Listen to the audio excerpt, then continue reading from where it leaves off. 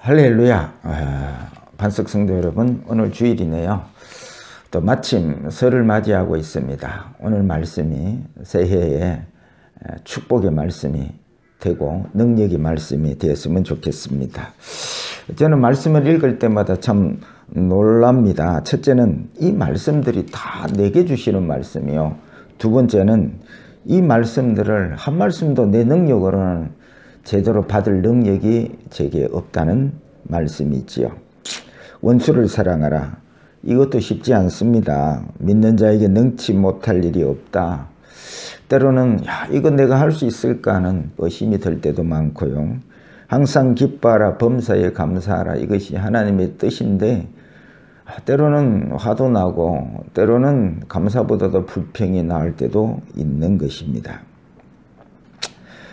그래서 이게 다 내게 주어진 말씀이고 축복의 말씀인데 이게 고민인 것입니다.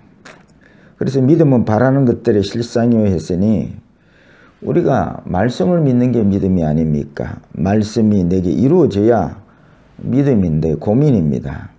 그래서 여러분 우리가 믿는다는데 어떻게 하면 좋겠습니까? 오늘 그 모든 답을 얻는 복된 시간이 되기를 축복합니다.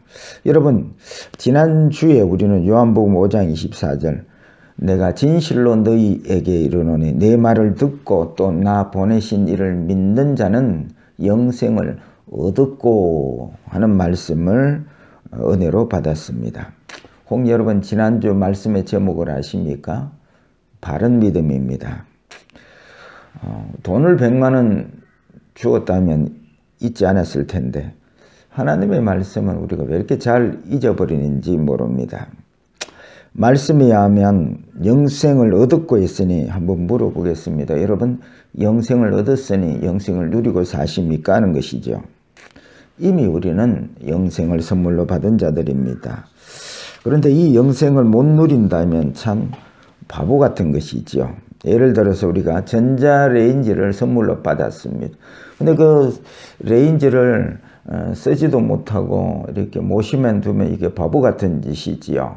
그래서 그 전자레인지에 밥도 데펴서 먹고 달걀도 찜을 해서 먹고 그래야 되는 것이 아닙니까?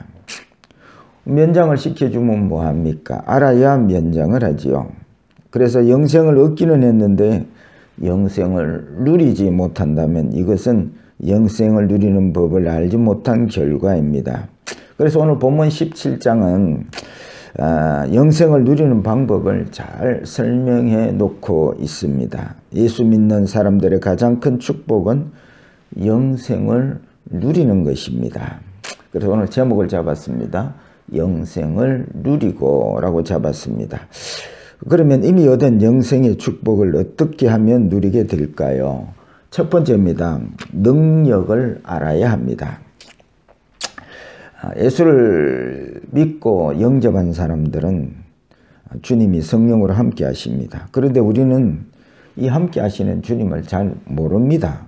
더 쉽게 말씀드리자면 주님이 함께 하시는데 주님이 나에게 능력으로 함께 하시는 것을 잘 모릅니다.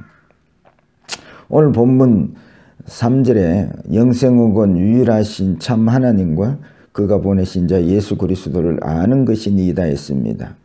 영생은 나와 함께 하시는 주님을 아는 것입니다. 그런데 나와 함께 하시는 주님을 제대로 알지 못하는 것입니다. 그것은 바로 주님이 내게 얼마나 능력으로 함께 하시는지를 알지 못한다는 뜻과 같은 것입니다. 그래서 우리가 주님이 함께 하신다면 시험을 보는데 1등 나게도 하시고 사업하는데 대박 나게도 하시고 병약할 때 병도 고쳐주시고 기도할 때 또 응답도 해주시고 이러면 주님이 나와 함께 하시고 능력으로 함께 하심을 알겠는데 그렇지 아니할 때는 주님이 나와 함께 하심을 잘 모르겠다는 것이죠. 누가복음 23장에 보면 주님이 십자가를 질 때가 다 되어 대제사장과 서기관들에게 결박을 당하여서 헤롯 앞에 끌려가십니다. 마침 헤롯도 예수님 보기를 원했습니다. 소문을 들으니 이적을 행한다는 소문을 듣고 마침 예수가 왔을 때에 주님께 질문을 합니다. 그런데 주님은 아무 대답도 하지 않았습니다. 그 뒤에 헤롯이 하는 행동이 뭐냐면 예수를 업신여기며 희롱하며 빛난 옷을 입히고 다시 빌라도에게 예수를 돌려보냅니다. 이게 헤롯의 모습인데 가만히 생각해 보면 우리의 모습과 같습니다. 주님께 기적을, 이적을 원했는데 주님이 침묵하시면 우리는 주님을 무시하고 조롱하고 말씀에 순종하지 않고, 이게 꼭 본질적으로 헤롯과 같은 모습이 우리의 모습이, 이게 과연 믿음이냐 하는 것이죠. 여러분, 이적을 보기를 원하는 헤롯에게 주님은 왜 침묵하셨을까요? 또 사람들이 표적을 보여주면 잘 믿겠다는데 주님은 왜 요나의 표적밖에 보여줄 표적이 없다 하셨을까요? 능력이 없어서 그런 것이지 아니죠. 그런데 주님은 왜 침묵을 하셨을까요? 하는 것입니다. 그것은 바로 진정한 능력, 진정한 표적은 바로 십자가의 표적이라는 것이죠. 그런데 이 십자가의 표적, 능력을 아무리 이야기해도 저들이 알아듣지를 못하기 때문에 입을 다무신 것입니다. 그래서 십자가의 도가 멸망할 자들에게는 미련한 것이요 구원받을 우리에게는 하나님의 능력이라 하셨습니다. 여러분들도 과연 이렇게 십자가의 능력이 병 고치는 능력, 어떤 기적보다 큰 능력이라고 여러분 생각하십니까? 여러분들에게 묻습니다. 여러분들의 삶 속에 주님이 가장 큰 능력으로 함께 하심을 여러분 믿습니까? 그것은 바로 십자가의 능력이십니다. 여러분들이 그렇게 가장 큰 능력이 십자가의 능력이라고 믿는다면 날마다 그 십자가의 능력 앞에 엎드리지는 않습니까? 하는 것입니다. 그래서 여러분, 가장 큰 능력이라면 그 능력 앞에 엎드릴 것 아닙니까? 요즘에 정치계를 보면 누가 능력이 있느냐, 힘 있느냐, 그 힘 있는 힘의 논리 앞에 다 엎드리는 모습을 보여주고 있습니다. 그래서 우리의 삶에 십자가가 가장 큰 능력이라면 내 삶에 날마다 십자가의 능력 앞에 엎드리는 삶이 보여져야 한다는 것이지요. 사도 바울이 가장 큰 능력이 병 고치는 능력이 아니라 십자가의 능력임을 알았기에 그래 날마다 나는 죽노라 하고 십자가 앞에 엎드렸습니다. 여러분, 십자가의 능력은 영생을 누리는 가장 큰 기본 능력입니다. 신부인 우리가 거룩한 신랑 예수와 함께 하는 것은 영생에 함께 하는 것을 영생의 삶이라 그러는데, 영생의 삶을 사는 신부에게 가장 큰 능력은 거룩한 능력입니다. 그래서 여러분, 주님이 그 보혈의 능력으로 우리와 늘 함께 하십니다. 그래서 저와 여러분들에게 삶 속에서 날마다 보혈의 피로 깨끗함을 입는 표적이 보여야 합니다. 그 표적이 보이면 나는 구원을 받은 자입니다. 여러분, 주님이 그 귀하신 보혈의 피를 아무에게나 흘리지 않기 때문에 그렇습니다. 오직 사랑하는 신부, 오직 죄에서 깨끗함을 잊게 하는 사랑하는 신부에게 그 보혈의 피를 흘리십니다. 그래서 늘 이렇게 보혈의 피의 능력으로 함께 하시는 주님을 만나고 계십니까? 이것이 구원받은 표적일 것입니다. 그래서 주님이 우리와 함께 하시면서 늘 십자가의 능력으로 깨끗게 하기 위해서 늘 말씀과 또 그 말씀을 통해서 죄인임을 깨닫게 하시고, 죄인임을 깨달은 자들이 늘 십자가에 엎드리게 하시는 이 능력으로 함께 하시는 주님을 날마다 여러분 만나시기를 바랍니다. 우리가 거룩함을 입을 때에 주님이 함께 하시는 이 영생의 삶을 누리게 되는 줄 믿으시기를 축복합니다. 두 번째입니다. 사랑을 알아야 합니다. 우리가 원수를 사랑하라는 말씀에 순종이 안 되는 이유가 뭘까요? 애쓰고 노력을 안 해서 그런 것이 아닙니다. 만약에 원수를 사랑할 수 있는 사람이 있다면 그는 영생의 삶을 누리는 사람일 것입니다. 영생은 주님과 한 몸을 이루고 사는 것이요. 주님과 한 몸을 이루고 사는 사람은 주님의 크신 사랑을 경험한다는 뜻입니다. 그래서 주님의 크신 사랑을 깨닫고 누리는 사람들은 원수도 사랑하게 된다는 말씀이지요. 마태복음 18장에 보면 1만 달란트 빚을 진 종이 주인으로부터 탕감을 받습니다. 돌아가면서 자기에게 100데나리온 빚진 자의 멱살을 잡고 빚을 갚으라 합니다. 이 소문이 주인의 귀에 들어가고 이 주인이 이 종을 다시 불러다가 내가 너를 불쌍히 여겨서 큰 빚을 탕감해 주었는데 너는 조그마한 빚도 탕감해 줄 수 없더냐 하고 이 종을 악하다 하면서 감옥에 집어넣으라 합니다. 주님이 우리에게 죄를 탕감해 주신 것은 그냥 탕감해 주신 것이 아니라 생명 바쳐서 탕감해 주신 것입니다. 주님이 우리에게 탕감해 주신 그 사랑은 엄청나게 큰 사랑이라는 말씀이죠. 그에 비하면 상대적으로 우리가 원수라고 생각하는 사람들의 그 빚은 정말 조그마한 것이라는 것입니다. 그래서 야 무슨 일 때문에 그래 원수가 되냐 물어보니까 저 사람이 나를 사기쳐서 나를 가난하게 고생하게 만든다고 원수다. 또 내 자존심을 건드리고 나를 무시했다고 용서 못할 원수가 되었다.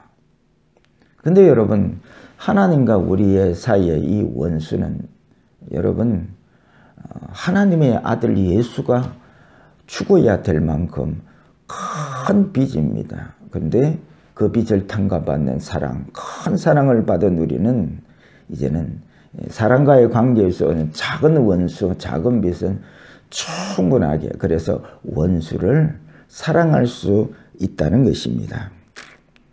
그래서 주님 만나 영생의 삶을 사는 사람은 주님의 크신 사랑에 빠져서 우리의 원수마저도 사랑하고 남을 만큼 큰 사랑을 경험하게 되는 것입니다. 그래서 이 주님을 만나 영생을 누리는 자는 원수를 향한 분노가 기도와 찬양으로 바뀌게 되는 것입니다. 찬송가 262장 날 구원하신 예수님 영원히 찬송하겠네. 저 죄인 어서 주께와 제사유하심 받으라. 주님의 크신 사랑을 경험하고 난 다음에는 자그마한 사람의 원수 너도 이 주님께 와서 제 사유함을 받으라는 것입니다. 주님의 사랑으로 이제는 원수가 아니라 저도 제 사함을 받을 불쌍한 존재로 보이고 그를 위해 기도하게 된다는 것이죠. 이게 영생의 삶입니다. 또 이렇게 주님의 사랑을 이 영생의 삶을 어떻게 주님을 만나고 영생의 삶을 누리게 되느냐고 질문하시면 또 대답해 드립니다. 말씀과 기도를 통해서 날마다 이 사랑하신 주님을 영생의 삶을 누릴 수가 있습니다. 이 영생의 삶 안에 참 만족과 행복이 있습니다. 올해는 이 영생의 삶을 그냥 두지 마시고 꼭 누리는 축복의 한 해가 되기를 바랍니다. 세 번째입니다. 진리를 알아야 합니다. 14절 다 같이 읽겠습니다. 내가 아버지의 말씀을 그들에게 주어 싸우매 세상이 그들을 미워하여 싸우니 이는 내가 세상에 속하지 아니한 같이 그들도 세상에 속하지 아니함으로 인함이니이다. 주님은 사랑하는 우리에게 영생을 누리게 하는 말씀을 주신다 하십니다. 17절 또한 읽겠습니다. 그들을 진리로 거룩하게 하옵소서. 아버지의 말씀은 진리니이다. 말씀을 주시는 이유는 진리로 우리를 거룩하게 하기 위해서입니다. 당시 유대인들은 붙잡은 말씀이 자유하는 진리가 아니라 율법에 매이는 말씀이었습니다. 이스라엘이 그렇게 고대했던 메시아가 갈릴리 유대 땅에 임하셨습니다. 그런데 정작 그들은 메시아를 십자가에 못 박고 말았습니다. 이유는 자기들이 생각하는 율법을 지켜야 구원을 얻는다는 그러한 잘못된 진리를 붙잡고 있었는데 주님께서 행위로 구원받는 것이 아니라 십자가를 지신 주님을 믿을 때에 구원받는다고 합니다. 그러자 이들은 주님의 말씀을 받아들이지도 못했습니다.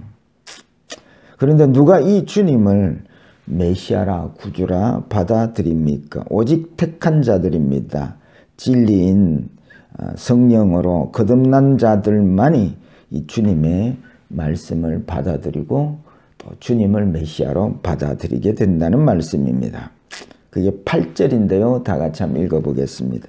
나는 아버지께서 내게 주신 말씀들을 그들에게 주었사오며 그들은 이것을 받고 내가 아버지께로부터 나온 줄을 참으로 아우며 아버지께서 나를 보내신 줄도 믿었사옵나이다. 택한 백성만이 말씀을 들릴 때 진리를 깨닫고 주님을 하나님이 보내신 메시아인 줄 믿게 된다는 말씀이지요. 그래서 영생을 누리는 자는 매일 주님의 말씀을 먹고 마시고 믿고 사는 자들입니다. 그래서 말씀 묵상과 기도의 삶을 통해서 날 사랑하시는 주님을 만나게 되고 그리고 데살로니가전서 5장 16절이야 항상 기뻐하고 쉬지 말고 기도하고 범사에 감사하라는 이 하나님의 뜻을 이루게 되는 것입니다. 이것이 영생의 삶입니다. 그래서 올해 매일 말씀 묵상과 기도를 통해서 주님 만나는 영생의 삶을 여러분 살아가는 한 해가 되어야 할 것입니다. 그래서 옆 사람하고 한번 인사하겠습니다. 집사님, 올해는 매일 말씀 시간과 기도 시간을 꼭 가지십시오. 인사하셨습니까? 그것도 안 되면 여러분 새벽기도 나오시면 됩니다. 말씀을 맺고자 합니다. 이미 우리는 영생을 선물로 받았습니다. 매일 주님은 가장 강력한 능력인 십자가의 능력으로 함께하고 계십니다. 그리고 매일 말씀 묵상과 기도를 통해서 그 크신 사랑으로 함께하신 주님을 만나게 되고요. 이 주님과 함께하는 이 영생의 삶을 통해서 부족함이 없는 하늘나라의 삶을 살게 되는 것이죠. 올해 꼭 이 영생의 삶을 통해서 부족함이 없는 그리고 갚을 수 없는 은혜의 삶을 살아가시는 축복의 한 해가 되시기를 주의 이름으로 축원합니다.